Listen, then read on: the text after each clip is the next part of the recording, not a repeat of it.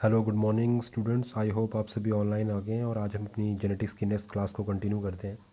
Last class के अंदर अगर हम थोड़ा सा रिवीजन करें तो हमने मेंडल के लॉ स्टार्ट किए थे और जिसमें से हमें पता है कि मेंडल ने दो लॉ दिए थे। लॉ मतलब दो जो इससे निकलते हैं, पहला है लॉ ऑफ सेग्रीगेशन। और ये सारे के सारे जो उसने एक्सपेरिमेंट पाइसम सैटिवम यानी पी यानी मटर के ऊपर किए थे। तो एक नियम या एक लॉ दिया, लॉ ऑफ सेग्रीगेशन। और जो हमारे पास दूसरा था वो आज हम स्टार्ट करेंगे, लॉ ऑफ इंडिपेंडेंट असॉर्टमेंट। तो लास्ट क्लासेस के अंदर हमने जो क्रॉस करवाया वो मोनो हाइब्रिड क्रॉस था, क्योंकि आपको पता है क्रॉस भी हम दो तरीके से हो सकते हैं, ट्राई हाइब्रिड भी हो सकता है। मोनो हाइब्रिड क्रॉस का मीनिंग क्या लिया था, जिसमें हम सिर्फ एक ट्रेट का क्रॉस करवा रहे हैं, लक्षण। राइट, जैसे हम बात कर रहे थे करेक्टर और ट्रेट। कुछ बच्चों ने मेरे से पूछा कि सर ट्रेट का क्या मीनिंग होता है। देखिए, सबसे बड़ी बात, कभी भी आप उसका हिंदी मतलब मत जानो, उसकी ट्रांसलेशन मत करो, आप वर्ड का मतलब समझो कि क्या मीनिंग होता है। तो जहाँ पर आपको वर्ड आया ट्रेट या करेक्टर, दो चीज़ें। करेक्टर का मैंने पीछे आपको डिटेल में करवाया भी हुआ है, जब स्टार्टिंग वाले लेक्चर में समझाया हुआ था। तो करेक्टर क्या चीज़ है, जैसे कि मैं अगर बात करता हूँ स्टेम लेंथ, किसी तने की लंबाई, है ना, ये उसका क्या है, कैरेक्टर। इस चीज़ को याद रखें। जैसे फ्लावर पोजीशन, पुष्प की जो स्थिति है, ये क्या है, करेक्टर। लेकिन ट्रेट क्या हो सकते हैं, अगर मैं बात करूँ स्टेम की लेंथ यानी तने की जो लेंथ है, वो टॉल भी हो सकती है या ड्राफ यानी लंबा भी हो सकता है पौधा आपका, या वो बौना भी हो सकता है। तो टॉल या ड्राफ होना कैसा गुण है, कैसा लक्षण है, ट्रेट। उसे हम कैसे डिनोट करते हैं, कैसे बताते हैं, ट्रेट की फॉर्म में। तो वो क्या हुआ, एक ट्रेट हुआ।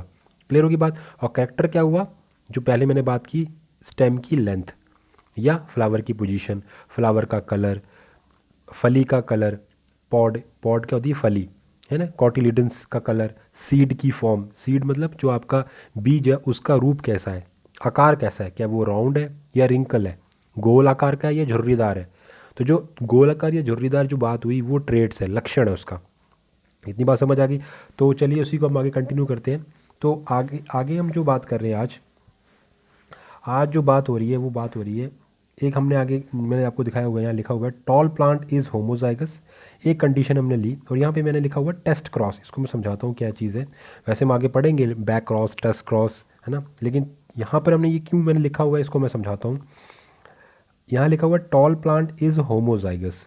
कहने का मतलब क्या है, ये हमारे पास पी यानी हमने पेरेंट जनरेशन ली हुई है, tall plant capital T and dwarf plant small T, यानी ये प्योर है दोनों ही। तो इन टॉल प्लांट से हमारा जो गैमीट निकला वो होगा, क्या होगा, ओनली टी। इस ड्राफ्ट प्लांट का जो गैमीट बना वो क्या बना, ओनली स्मॉल टी।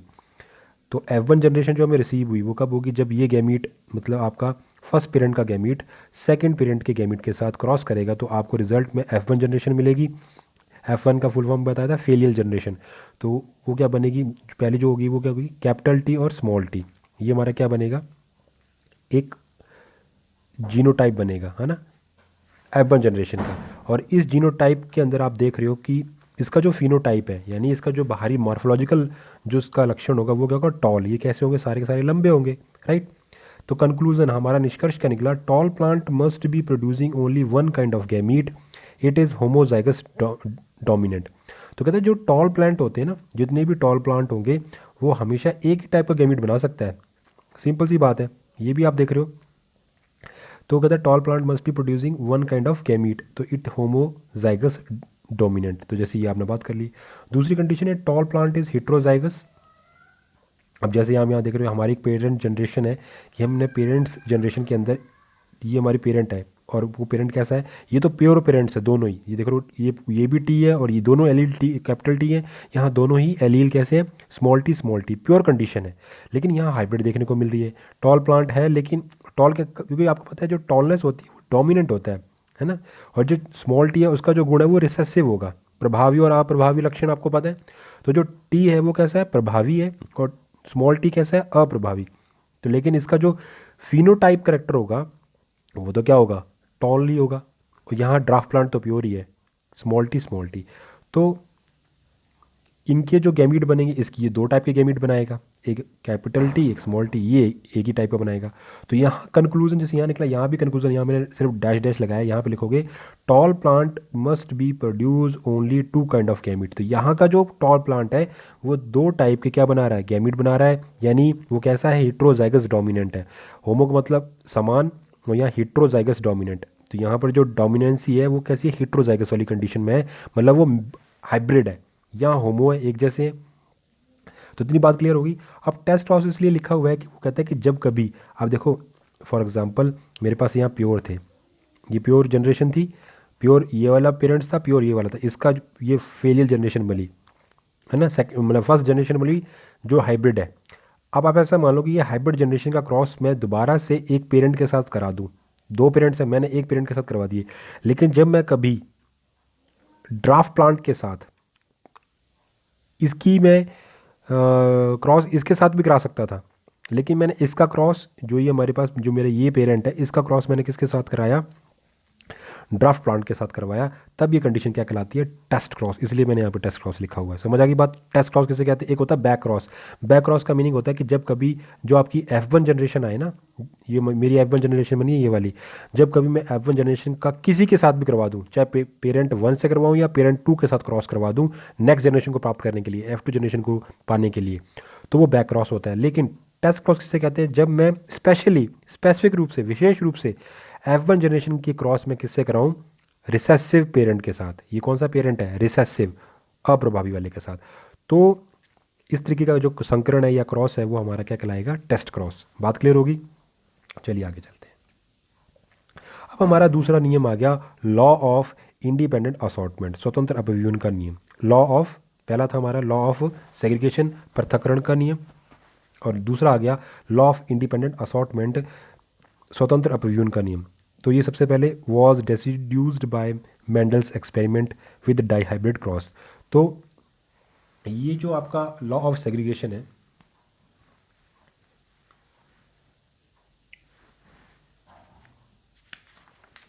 तो आपके पास जो लॉ ऑफ सेग्रीगेशन है was deduced by Mendel's experiment. और कैसे हम इसको, कैसे मेंडल के एक्सपेरिमेंट को कैसे प्रूव आउट करता है, with the help of dihybrid cross. Monohybrid आपको पता लग गया ना, पीछे हमने जो क्रॉस किया था वो पहले मोनो हाइब्रिड, यानी हमने वहाँ पे एक ही ट्रेट लिया था, जैसे हम लेंथ ले रहे थे। लेकिन जब आपके पास डाई का मतलब दो, टू, यानी डाई हाइब्रिड क्रॉस करा रहे हैं, यहाँ पे आप दो गुण ले लोगे आप। अक्रॉस इन्वॉल्व, यहाँ पर अक्रॉस नहीं सॉरी अक्रॉस, मतलब यहाँ पर संकरण जो है इन्वॉल्व किया जा रहा है analysis of two independent trait. यहाँ पर हमें स्वतंत्र दो हम लक्षण ले रहे हैं टर्म्ड, तभी हमने इसका नामकरण किया डाई हाइब्रिड क्रॉस। बात क्लियर होगी, कोई दिक्कत तो नहीं आ रही। क्या बोल रहा है फिर से एक बार देख लो। यहाँ पर जो क्रॉस हो रहा है वहाँ वो दो स्वतंत्र हम लक्षणों को ले रहे हैं, ट्रेड्स को ले रहे हैं। मतलब पहले तो हम सिर्फ लंबाई को काउंट कर रहे थे, मतलब हम सिर्फ लक्षण ले रहे थे स्टेम की लेंथ के बारे में, लेकिन अब हम शायद उसका फली का कलर भी ले लें, या हम कुछ और बात ले लें, या हम बीज का डिज़ाइन ले लें, तो एक गुण और ले लें साथ में। तो ये दो गुणों को जब आप आपस में संकरण करवाओगे तो वो क्या कहलाएगा, कैसा संकरण कहलाएगा, कैसा क्रॉस कहलाएगा, डाई हाइब्रिड क्रॉस।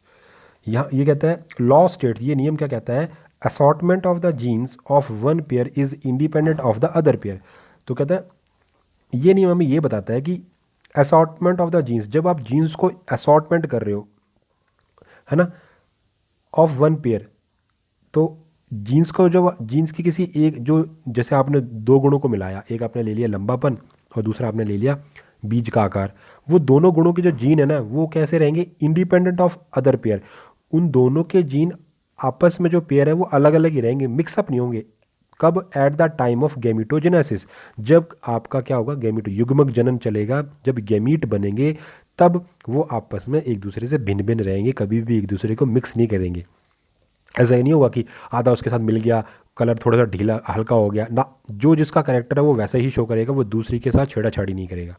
बात क्लियर होगी। तो आगे देखते हैं क्या बोल रहा है, दैट इज अर्थात इसका मतलब क्या होगा, each pair of the contrasting character, कहता है मतलब कि जो जोड़ा बना हुआ है किसका, कंट्रास्टिंग करेक्टर का, मतलब जो आपकी ये जो करेक्टर है, जो ये जो आपके लक्षण है वो कैसे कैसे बिहेव कर रहे हैं, कैसे दिखाई दे रहे हैं, इंडिपेंडेंटली, स्वतंत्र है, मतलब वो अलग गुण बैठा है चुपचाप और वो बगल में उसके साथ में अलग बैठा है, दोनों एक दूसरे को छेड़ाछाड़ी नहीं करेंगे दोनों गुण।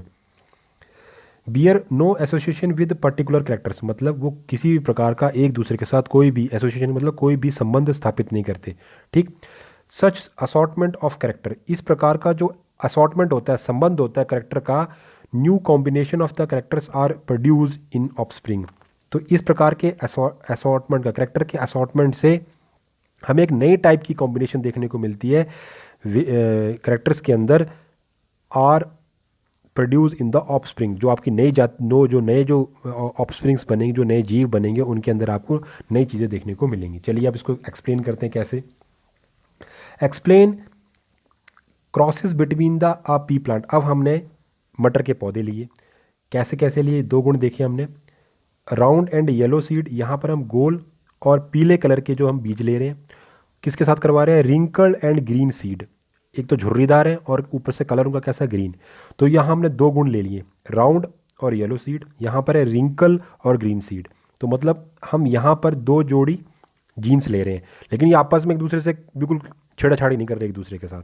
बात क्लियर होगी। अब आगे चलते हैं। Since yellow colour dominate the over green, जबकि ये बात हमें पहले से पता है कि जो आपका पीला कलर है, येलो कलर है, वो डोमिनेंट है, प्रभावी है किसके ऊपर, ग्रीन कलर के ऊपर। और जो गोल आकृति है यानी राउंड शेप है, वो भी डोमिनेंट है, प्रभावी है, रिंकल शेप यानी खुर्द जो झुर्रीदार जो शेप होता है उसके ऊपर। अब जब हम इस क्रॉस करवाएंगे इनके बीच में, मतलब ये हमारा फर्स्ट पेरेंट है, पी प्लांट है, और ये हमारे पास सेकंड पी प्लांट है। इनके बीच में जब हम क्रॉस करवाएंगे तो when F1 hybrid plants crossed और सेल्फ फर्टिलाइज फॉर्म दी F2। तो कहता है जब कभी आप इनको आप क्रॉस करवाओगे तो जो F1 हाइब्रिड प्लांट आपको रिसीव होंगे, जब क्रॉस करवाओगे या सेल्फ फर्टिलाइज करवाओगे, तो हमें क्या मिलेगी, F2। अब इसको हम रिप्रेजेंट करते हैं, कैसे करेंगे वो आपको पता है। हम उसके लिए जो हमारा चक्कर बोर्ड सिस्टम है, इसे हम चक्कर बोर्ड बनाएंगे इसके लिए, या पुनेट स्क्वायर जिसे आप कहते हो। तो ये हमारे पास क्या आ गई, पेरेंट जनरेशन। पेरेंट जनरेशन में आपके पास कैपिटल वाई और कैपिटल आर है। ये दोनों ही गुण, येलो कलर और राउंड जो शेप है वो डोमिनेंट है, और ये स्मॉल वाई और स्मॉल आर ये कैसा है, रिसेसिव गुण है, यानी कि अप्रभावी गुण है। तो ये है येलो राउंड सीड, ये है ग्रीन रिंकल्ड सीड। लिखा हुआ मैंने, दिखाई नहीं दे रहा होगा लेकिन मैं बोल भी रहा हूँ साथ में, तो आपको लिखने में कोई दिक्कत नहीं आएगी। तो ये पेरेंट जनरेशन को उनके गैमीट बने, तो इसके तो यही बनेंगे, कैपिटल वाई और आर, और किसी भी टाइप का गैमीट नहीं बन सकता। और इससे क्या कैसे बनेंगे, स्मॉल वाई स्मॉल आर। तो ये एक ही टाइप का गैमीट बनाएगा और ये इस टाइप का गैमीट बनाएंगे, है ना। गैमीट का नंबर बढ़ सकता है, 1 2 3 4, लेकिन यहाँ पर उनकी जो टाइपिंग है, प्रकार है, वो इसी प्रकार का बनेगा। चाहे दूसरा वाला जो बनेगा वो भी इसी टाइप का बनेगा, और इसका भी ऐसे गैमीट बनेगा। अब ये जो गैमीट बन गए, अब इनका क्या होगा, इन गैमीट का आपस में क्रॉस करवाएंगे और हमें F1 जनरेशन रिसीव होगी, ये वाली F1 जनरेशन रिसीव हो गई। येलो सीड राउंड सीड, तो हमें कैसे मिले सारे के सारे, तो F1 hybrid plant are allowed to self. अब हमने इसका या तो हम इसको इसका सेल्फ फर्टिलाइजेशन करवा दिया, क्या लिखा हुआ है, अलाउड, हम इसको अलाउ कर रहे हैं, इसको आदेश दे रहे हैं, या इसको हम करने दे रहे हैं टू सेल्फ फर्टिलाइज, कि वो सेल्फ खुद स्वयं इसके अंदर संकरण हो सके। बात क्लियर होगी। अब क्या हुआ, ये जो कैपिटल वाई, अब जैसे हमने इसका क्या करवाया, सेल्फ फर्टिलाइजेशन, मतलब सेल्फ मतलब इसका इसी के साथ capital Y capital R small R का क्रॉस करवाया, कैपिटल वाई, अब इसी सेल्फ करवा रहे हैं ना, तो ये पेरेंट है और ये दूसरा पेरेंट, दो के साथ सेल्फ फर्टिलाइजेशन करवाया। तो गैमीट हमें इस तरीके के, तो पहले इनके गैमीट बनाए, तो 1/4 ऐसे बनेंगे। अब ये पता है कि इसके गैमीट ऐसे बनेंगे, Y R capital Y small R, capital Y small Y capital R. तो इस तरीके से ये हमारा 1/4 यानी 20%, हम 25% ऐसा बनेगा, और दूसरा हिस्सा इसका ऐसे बनेगा। अब हम F2 जनरेशन का चक्कर बोर्ड बना देंगे, तो ये चक्कर बोर्ड ऐसा बन जाएगा। मेल के यहाँ रख देंगे, फीमेल के यहाँ रख देंगे, और गैमीट के आपस में क्या करवा देंगे, क्रॉस करवा देंगे, और आपको इस तरीके का हर एक प्लांट का ये एक तरीके का हमें फैमिली मिल जाएगी। बात क्लियर होगी, कोई दिक्कत तो नहीं आ रही। तो आप देख रहे हो कि जब इसका इसके साथ करवा रहे हैं,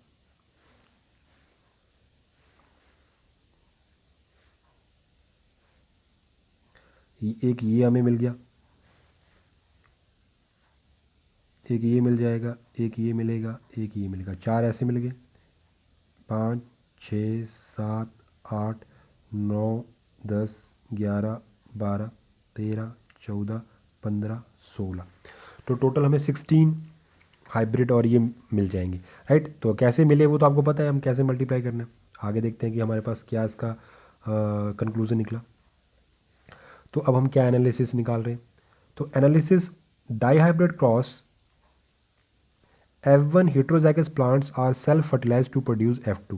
तो यहाँ क्या एनालिसिस, मतलब अब हम इसका निष्कर्ष क्या निकाल रहे हैं कि जो हमने डाईहाइब्रिड क्रॉस करवाया उसमें जो F1 आपका हाइड्रोजनस प्लांट था आर सेल्फ फर्टिलाइज्ड। तो हमने जो हमारा F1 था, F1 जो जनरेशन थी हमारी पीढ़ी थी, वो कैसी थी, हीट्रोजाइगस। वो होमोजाइगस तो नहीं थी ना, सारे एक जैसे तो नहीं थे। कैपिटल वाई था उसमें, स्मॉल वाई था, कैपिटल आर था और स्मॉल आर था। ये देखो ऊपर, ये हमारी F1 जनरेशन है, ये हमारी F1 जनरेशन है जो कैसी है, हीट्रोजाइगस। एक जैसे नहीं है, समान नहीं है इसमें, ये सारे हीट्रोजाइगस कंडीशन है। तो उसने क्या बोला कि एनालिसिस क्या किया कि जो डाइब्रिड क्रॉस करवाया हमने, डाइब्रिड क्रॉस से हमें F1 जनरेशन मिली, वो हेट्रोजाइगस प्लांट थे, उनका हमने क्या करवाया, सेल्फ फर्टिलाइजेशन करवाया और हमें क्या मिली, F2 generation. F2 generation using a Punnett, इसके लिए हमने क्या किया फिर आगे, पुनेट स्क्वायर को यूज़ किया। Outcome of the dihybrid cross make clear that, अब जो हमारा आउटकम निकली उससे, जो हमारा आगे जो हमारा आंसर जो क्या निकला कि डाइहाइब्रिड क्रॉस से हमें ये बात की पुष्टि हो गई, clear that segregation of the seed colour independent in seed shape. मतलब कि जो सीड कलर है वो सीड शेप से बिल्कुल इंडिपेंडेंट है, मतलब कोई छेड़ाछाड़ी नहीं करता कि जो सीड का कलर होगा, मतलब माना कि अगर येलो कलर का सीड था और वो राउंड था तो आगे जाके भी वो वैसा रहा ना, उनकी आपस में कोई संबंध नहीं है। कि यानी कि segregation of the seed colour independent the seed of shape, यानी कि जो सीड का कलर है वो सीड के शेप से बिल्कुल अलग है। ऐसा नहीं है कि अगर मैं गोल कलर का सीड हूँ तो मेरा रंग हमेशा येलो ही रहेगा, ऐसा नहीं है। मैं गोल हो सकता हूँ लेकिन मेरा कलर हरा हो जाए, या मैं रिंकल शेप का मैं सीड था तो मैं ग्रीन भी हो सकता हूँ और येलो भी हो सकता हूँ। कलर अपना अपना तरीके से वो शो करेगा। तो दोनों ही गुण यानी कि सीड कलर और सीड शेप इंडिपेंडेंट है। Both paternal and new combination of the character appear in the F2 offspring. और सबसे बड़ी बात हमें एक और पता चली कि जो पेरेंटल और जो नए कॉम्बिनेशन बने, जनरेशन की नई पीढ़ी जो आई, उनके जो कैरेक्टर हैं वो हमें हमेशा F2 पीढ़ी में दिखाई देते हैं। देखो ये जो मेरी F2 पीढ़ी है, इस पीढ़ी के अंदर आपको सारे कॉम्बिनेशन दिखने को मिल रहे हैं। मतलब जो पेरेंट्स में थे वो भी, मतलब पेरेंट जैसा कॉम्बिनेशन भी देखने को मिलेगा। जैसे आप देख रहे हो ये पेरेंट वाला कॉम्बिनेशन है कि येलो राउंड सीड, यानी कैपिटल वाई आर आर, और ये वाला जो कॉम्बिनेशन है, इसके अलावा ये वाला जो कॉम्बिनेशन, ये सारे के सारे कॉम्बिनेशन आपको F2 जनरेशन में देखने को मिलेंगे। दैट इज अर्थात assortment of the gene of the one pair is independent of the other pair, यानी कि जीन की जो असॉर्टमेंट है, पृथक्करण है, वो एक पेयर की दूसरे से बिल्कुल स्वतंत्र रहती है, कोई छेड़ाछाड़ी नहीं करता। तो ये हमारी क्लियरेंस होगी। ठीक, तो ये हमारे पास है एलील फर्स्ट, ये एलील सेकंड है। जैसे हमारे पास देख रहे हैं वाई है, ये वाई है, कैपिटल वाई, और ये एलील टू है जो इस तरीके से लगे हुए हैं। तो ये गैमीट हमारे पास बन गए, और बाद में इनकी फ्रिक्वेंसी है 1/4 जो मैंने ऊपर समझाया, उसी को डिटेल में बताया हुआ, आप उसको ईजिली देख सकते हो, कोई दिक्कत नहीं है। अब आगे देखते हैं। तो आगे हम बात करते हैं। अब हमारी बात चली, these gamete randomly combine F1 cross. अब हमने क्या किया, जो हमारे पास जो हमारी F1 थी उसे हमने रैंडमली अपने आप क्रॉस करवाया, और वहाँ पे भी हमने पुनेट स्क्वायर यूज़ किया, help to demonstrate the all possible combination of the gamete. और हमने जैसे ही F1 कराया तो हमें जो जितनी भी पॉसिबल कॉम्बिनेशंस बन सकते थे, उनके जो संगठन बन सकते थे, वो हमें मिल गए। तो ये समरी है हमारी F2 जनरेशन की। तो ये हमारे पास जीनोटाइप है, ये उसका फिनोटाइप है, और ये उसके नंबर है। ये आप देख रहे हो, एक जीनोटाइप है हमारे पास कैपिटल आर, कैपिटल वाई, ये हमारा एक जीनोटाइप आया। यानी कि इसका जो फिनोटाइप क्या बना, आपको पता है राउंड क्या है, डोमिनेंट है, और येलो कलर क्या है, डोमिनेंट है। अगर एक भी कैपिटल आर आ गया इस कॉम्बिनेशन के अंदर और एक भी कैपिटल वाई आ गया तो फिनोटाइप वही शो करेगा। तो राउंड है ये सीड और येलो कलर का है। तो ऐसा इसका नंबर कितना है, टोटल 16 बने थे कॉम्बिनेशन। तो ऐसा देखने को आपको सिर्फ एक सीड के अंदर मिलेगा।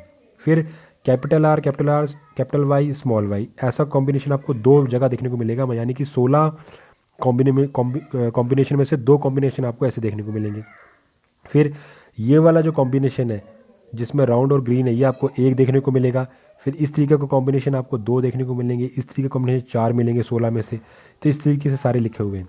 इस तरीके का कॉम्बिनेशन आपको 4, इस तरीके वाला, यानी capital R, small R, capital Y और राउंड ग्रीन। देखो एक भी कैपिटल वाले मिल, जैसे यहाँ कैपिटल मिल गया तो राउंड हो गया, लेकिन कैपिटल वाई नहीं है तो ग्रीन कलर हो गया। तो ऐसे आपको दो देखने को मिलेंगे, 16 में से दो।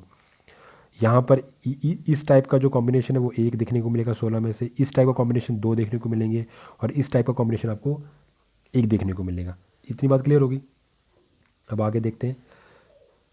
With complete dominance self fertilise dihybrid gives 9:3:3:1 यानी फेटोक्यूप रेशियो। ये आपके लिए बहुत इंपॉर्टेंट है, क्योंकि आपको ये हमेशा 1.5 नंबर में पूछा जा सकता है कि डाइहाइब्रिड क्रॉस का फिनोटिपिक रेशियो क्या है, लिखिए। या आपको वाइवा में पूछ सकता है, तो आपने क्या बोला 9:3:3:1, यानी कि आपके पास 9 एक जैसे है, 3 एक जैसे है, 3 एक जैसे और एक जैसा है। तो ये आपको कहाँ मिले, F2 ऑफस्प्रिंग्स के अंदर। उसके बाद अगर आप जीनोटिपिक रेशियो की बात करोगे तो जीनोटिपिक रेशियो क्या होगा, 1:2:1:4:2:1, यानी ये आपका क्या हुआ जीनोटिपिक रेशियो। जो आपने ये अभी निकाला ना, ये वाला जो रेशियो निकाला, ये जो नंबर निकाला 1:2:1:2:4:2:1:1, तो ये आपका क्या आ गया, जीनोटिपिक रेशियो। क्लियर होगी बात। तो from this result each pair of contrasting character behave independently. तो हमने क्या पता लगाया कि हर किसी के जो आपको कंट्रास्टिंग कैरेक्टर के जो पेयर मिल रहे हैं, ये जो जोड़े मिल रहे हैं, वो इंडिपेंडेंट रहते हैं, उन्हें कोई भी दूसरा पेयर जो है डिस्टर्ब नहीं करता। Bear no association with the particular character. तो एक उनका आपस में एक दूसरे से स्वतंत्र रहते हैं और दूसरे से कोई छेड़खानी नहीं करते। तो ये आपका मेन आज का टॉपिक था। यानी हमने क्या देखा आज, मेन हमारा क्या था, independent assortment of the characters. तो ये हमारा आज हमने मेंडल की सारी चीज़ें क्लियर की। तो कल हम जो अपने नेक्स्ट टॉपिक जो स्टार्ट करेंगे उसमें हम देखेंगे डोमिनेंस क्या होती है, और कोडोमिनेंस क्या होती है, और इनकम्प्लीट डोमिनेंस क्या होती है। राइट, डोमिनेंस वही प्रभावी है ना। तो आपने हिंदी को ज़्यादा महत्व नहीं देना, वैसे नहीं कह रहा हूँ, मतलब कि आपने अपनी साइंटिफिक लैंग्वेज के अंदर अब अपने अपने यूज़ करने ज़्यादा से ज़्यादा वर्ड इंग्लिश वाले, ताकि आपकी थोड़ी इंग्लिश स्ट्रॉन्ग, हिंदी तो आपकी स्ट्रॉन्ग है ही ऑलरेडी, अब आपने इंग्लिश को स्ट्रॉन्ग करना है, डरना नहीं है। कुछ बच्चे कह रहे थे सर हमें समझ में नहीं आ रहा हिंदी वाला, आप धीरे धीरे करेंगे ना, प्रैक्टिस हो जाएगा आराम से, धीरे धीरे चलता रहेगा। ठीक है, तो थैंक यू सो मच, आज की क्लास के लिए इतना ही करते हैं। और कोई भी अगर अभी भी आपको कोई प्रॉब्लम आ रही है तो आप मुझसे पूछ सकते हैं। Thank you so much.